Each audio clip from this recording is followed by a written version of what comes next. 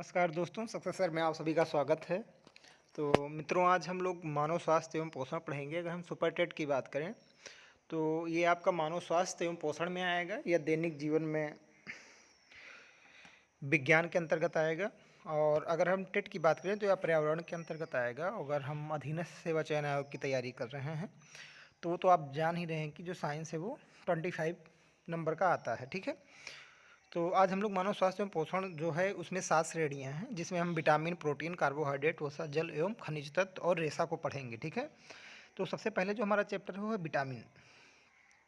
तो नॉर्मली हम लोग जानते हैं कि विटामिन की खोज जो है वो फंक ने किया है, लेकिन अगर जो विटामिन की खोज अगर आपकी का आता है और उसमें अगर ऑप्शन लूनिन रहता है तो आपका लूनिन रहेगा। 1881 में इन्होंने किया है।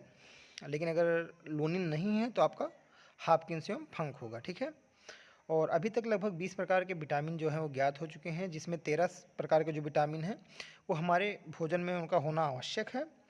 और विटामिन जो है उसे हम दो कैटेगरी में बांटते हैं। पहला तो जो है वसा में घुलनशील, जिसमें ए, डी, ई और के आता है, और जल में घुलनशील विटामिन सी और बी और सी आता है। ठीक है, तो अगर हम बात करें तो शॉर्टकट की, तो इसमें अगर वसा में घुलनशील विटामिन उसका कीड़ा KEDA, और जल में घुलनशील विटामिन तो बी और सी, जो कीड़ा को छोड़ के जो बचेगा वो आ जाएगा। ठीक है, अब विटामिन बी की बात करें तो इसके कई भाग हैं, जैसे vitamin B1, B2, B3, B5, B6, B7, B11, B12। ठीक है, तो अभी इनके बॉटनिकल नेम कैसे याद किया जाएंगे इसकी ट्रिक मैं आगे आप लोगों को बताऊंगा।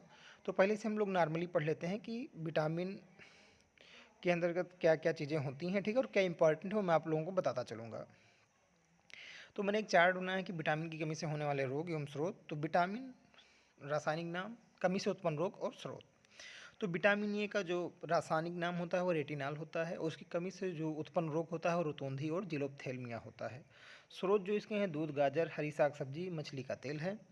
अगर विटामिन B1 की बात करें तो इसका रासायनिक नाम थायमीन होता है। इसकी कमी से जो है बेरी बेरी रोग उत्पन्न होता है। इसका जो स्रोत है वो अनाज के छिलके हैं, सब्जियां हैं, मांस है, अंडा है और काजू है। अगर विटामिन B2 की बात करें तो राइबोफ्लेविन है, और इसकी कमी से जो उत्पन्न रोग है वो क्लोसिस या आँखों का लाल होना है। और इसका जो स्रोत है वो है दूध, सब्जियां, मांस, कलेजी और पनीर। विटामिन B3 की बात करें तो इसे नियासिन या निकोटिनामाइड भी, इसके दो नाम हैं। और आपको मैं बता दूं कि विटामिन में जो है ये सबसे इम्पॉर्टेंट आपका दो विटामिन है, इसमें बी के जो पार्ट है उसमें विटामिन B1 और विटामिन B3। अक्सर एग्जाम्स में इन्हीं से पूछा जाता है। ठीक है, तो विटामिन B3 से नियासिन या निकोटिनामाइड इसका रासायनिक नाम होता है। इसकी कमी से पेलाग्रा रोग होता है, या इसे 4D सिंड्रोम भी कहते हैं। ठीक है, ये जो है इसकी पूर्ति हमें दूध, मांस, जिगर, पत्ती वाली सब्जियों से होती है। अब विटामिन B5 की बात करें तो इसे पेंटोथोनिक अम्ल इसका रासायनिक नाम होता है, और इसकी कमी से जो बाल सफ़ेद हो जाता है और बच्चा जो है वो मंदबुद्धि का होता है। ठीक है, इसकी कमी की पूर्ति कैसे करेंगे? दूध, मांस, गन्ना, जिगर और टमाटर में पाया जाता है। ठीक है, अब विटामिन B6 का रासायनिक नाम पाइरिडॉक्सिन होता है।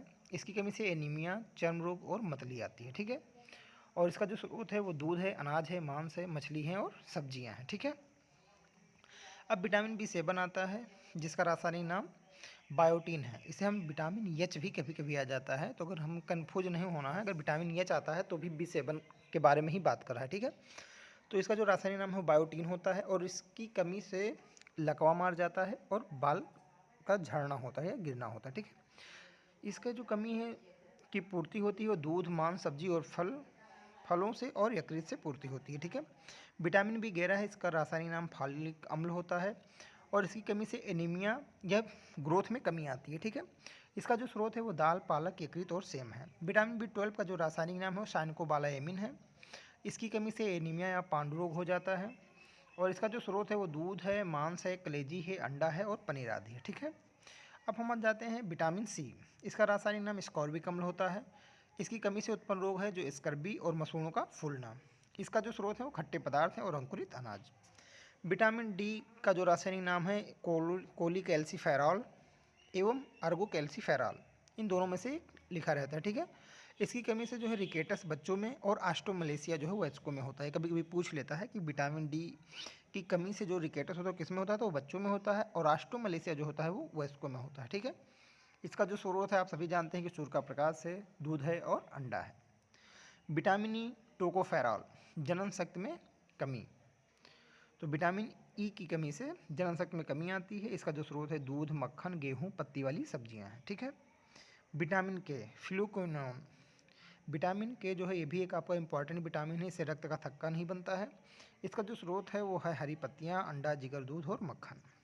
अब देखिए, अगर हमें इसके रासायनिक नाम में कन्फ्यूजन वैसे ABCDE के में तो नहीं होता है, लेकिन अगर फिर भी होता है तो हम इसे याद कर लेंगे रथ एक टॉफ़ी, ठीक है, रथ एक टॉफ़ी। तो आपका रा से ए विटामिन ए आ जाएगा, ए से क्या हो जाएगा रेटिनॉल, विटामिन ए का रासायनिक नाम क्या होगा रेटिनॉल।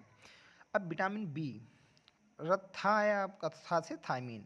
विटामिन सी ये से एस्कॉर्बिक अम्ल, डी से कैल्सिफेरोल। विटामिन ई टा से क्या हो जाएगा टोकोफेरोल। विटामिन के फी से फिलिकोनोन हो जाएगा, ठीक है।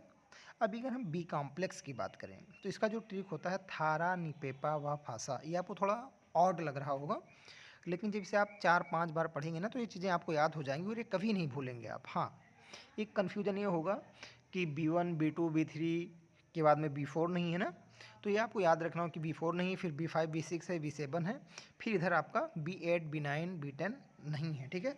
तो ये क्रम आपको याद रखना हो कि B1, B2, B3, B5, B6, B7, फिर B11 और फिर B12 होता है, ठीक है। तो थारा, निपेपा व फासा। तो B1 से आपका हो जाएगा थायमीन, B2 से रा से आपका राइबोफ्लेविन हो जाएगा, B3 नी से नियासिन हो जाएगा, B5 से पे से पेंटाथोनिक अम्ल हो जाएगा, B6 का पा से पायरुविक अम्ल हो जाएगा, B7 ये इसे क्या कहते हैं विटामिन एच भी बोलते हैं ना, तो इसे बा से क्या हो जाएगा बायोटीन। B11 फा से क्या हो जाएगा फिलिकोनोन, और B12 से सा से क्या हो जाएगा साइनको बालाएमिन, ठीक है। तो ये आपका सिंपल सा ट्रिक है, आप इसे 4-5 बार पढ़ेंगे तो ये पक्का है आपको याद हो जाएगा और ज़िंदगी में कभी आप नहीं भूलेंगे। तो रथ एक टाफ़ी आपका ABCDE के लिए है। और बी कॉम्प्लेक्स की अगर हम बात करेंगे तो उसका ट्रिक है थारा, निपेपा व फासा। ओके, चलिए अब हम लोग कुछ अभ्यास कर लेते हैं। अभी हम लोगों ने जो पढ़ा है तुरंत हम लोग अपने नॉलेज को चेक कर लेते हैं। यदि कोई व्यक्ति केवल दूध, अंडे और रोटी पर गुजारा करे, कोई व्यक्ति केवल दूध, अंडे और रोटी पर गुजारा करे तो उसे कौन सा रोग हो सकता है, ठीक है। देखो, दूध जो है एक आपका क्या है, एक ऐसा पेय है जिसमें लगभग सभी विटामिन पाए जाते हैं, लेकिन विटामिन डी नहीं पाया जाता है, ठीक है। कौन सा, विटामिन डी आपका नहीं पाया जाता है। ओके, तो इसकी कमी से जो है जैसे चूँकि दूध है तो ये क्या है आपका एक सभी प्रकार के विटामिन में पाए जाते हैं, लेकिन चूँकि दूध जो है लेकिन इसमें क्या है खट्टे पदार्थ में कौन सा विटामिन, विटामिन सी। तो विटामिन सी की कमी से कौन सा रोग होता है स्कर्वी, ठीक है। तो आपका जो है स्कर्वी रोग की कमी हो जाएगी। हाँ, विटामिन डी की भी कमी हो सकती थी लेकिन नहीं, इसलिए नहीं होगी क्योंकि जो विटामिन डी का जो मतलब में विटामिन जो डी है इसका संश्लेषण जो है हमारा शरीर भी करता है, इसलिए विटामिन सी की कमी हो जाएगी जो कि खट्टे पदार्थों में पाया जाता है। और विटामिन सी का जो रासायनिक नाम है वो स्कर्वी है, ठीक है। अब फिर दूसरा आपका है कि रक्त का थक्का जमने के लिए आवश्यक विटामिन है। तो विटामिन के आप सभी लोग जानते होंगे, लेकिन अब विटामिन के का रासायनिक नाम क्या है। तो थायमीन आपका विटामिन B1 का होता है, टोकोफेरोल विटामिन ई का होता है, तो स्कर्वी का विटामिन सी का होता है। तो आपका बी क्या बचा फिलिकोनोन, तो अर्थात विटामिन के का क्या क्या होता है रासायनिक नाम फिलिकोनोन होता है, ठीक है। विटामिन ए का उत्कृष्ट स्रोत है, तो विटामिन ए का सबसे उत्कृष्ट स्रोत है, तो इसमें कौन सा होगा आपका, ये आप लोग खुद देख के बताएंगे, ठीक है। ये आप लोगों के लिए छोड़ रहा हूँ मैं, विटामिन ए का उत्कृष्ट स्रोत क्या है बाद में मैं कमेंट में आपको बता दूंगा। तब तक आप लोग कमेंट करिएगा कि विटामिन ए का उत्कृष्ट स्रोत इसमें कौन सा है, गाजर है कि धनिया पत्ती है कि पक्का आम है कि पेठा है। अब आप लोग देख के आप लोगों को गाजर लग रहा होगा, हो भी सकता है, अब आप लोग ये बताएंगे कि इसका कौन सा सही है, ठीक है। चौथा है आपका विटामिन सी का सर्वोत्तम स्रोत है। तो विटामिन सी का सबसे सर्वोत्तम स्रोत अभी हम लोग आमतौर पर क्या बोलेंगे आंवला, लेकिन नहीं, विटामिन सी का जो सर्वोत्तम स्रोत है जो ऑप्शन में दिया गया इसमें क्या होगा आपका विटामिन सी का जो सर्वोत्तम स्रोत होगा वो कागजी नींबू होगा, इसमें आपका सी आंसर सही होगा। पांचवा है आपका मानव शरीर में संक्रमण को रोकने में मदद करने वाला विटामिन है। देखिए बहुत इंपॉर्टेंट है आपका कि मानव शरीर में संक्रमण को रोकने में मदद करने वाला विटामिन आपका विटामिन ए होगा, ठीक है। फिर आपका क्वेश्चन नंबर 6 है कि किस विटामिन को हार्मोन माना जाता है, किस विटामिन को हार्मोन माना जाता है, आप लोग बताइए। तो विटामिन डी को हार्मोन माना जाता है। आपका चौथा क्वेश्चन सही है। और क्वेश्चन नंबर 7 कह रहा है कि किस तत्व की कमी से घेंघा रोग हो जाता है? तो आयोडीन की कमी से घेंघा रोग हो जाता है। इसमें आपका सी सही है। मनुष्य को प्रतिदिन कितनी मात्रा में आयोडीन मिलनी चाहिए? तो कितनी मात्रा में मिलनी चाहिए आप लोग बताइए। इसमें आपका दूसरा सही होगा बी क्वेश्चन, 80 मिलीग्राम मिलनी चाहिए। जल में घुलनशील विटामिन है, तो जल में घुलनशील विटामिन क्या है? बी और सी। तो आपका इसमें सी ऑप्शन सही है। ओके। किसी व्यक्ति को लकवा की समस्या से ग्रसित होने की संभावना है, उसे किस विटामिन की कमी है? अभी आप लोगों ने पढ़ा था कि लकवा किस विटामिन की कमी से? बायोटीन। बायोटीन किसका है? विटामिन B7 का। तो इसमें आपका बी आंसर सही होगा। क्वेश्चन नंबर 11 कह रहा है कि पेलाग्रा की समस्या किस विटामिन की कमी से उत्पन्न होती है? तो कौन सा है? Vitamin B3। तो थारा नी पेपा बफासा, तो कौन सा होगा आपका? नियासिन होगा। ठीक है, तो आपका इसमें सी आंसर सही होगा। ठीक है, तो ये हम लोगों ने एक प्रैक्टिस किया है 11 क्वेश्चनों का। और अभी जब हम सीरीज़ शुरू करेंगे, अभी जब तक आप लोगों के एग्ज़ाम की डेट नहीं आ जाती है, तब तक मैं आप लोगों को ऐसे क्वेश्चंस 10 या 15 क्वेश्चन हर चैप्टर से करवाऊँगा। और जैसे आप लोगों के एग्ज़ाम की डेट आ जाती है, तो फिर वो उसमें मैं सिर्फ आपका प्रैक्टिस सेट ही सॉल्व करवाऊँगा। ठीक है, तो आप सभी को धन्यवाद देखने के लिए, थैंक यू। और आप लोग इसका PDF जो है वो डिस्क्रिप्शन से डाउनलोड कर लीजिएगा। Thank you.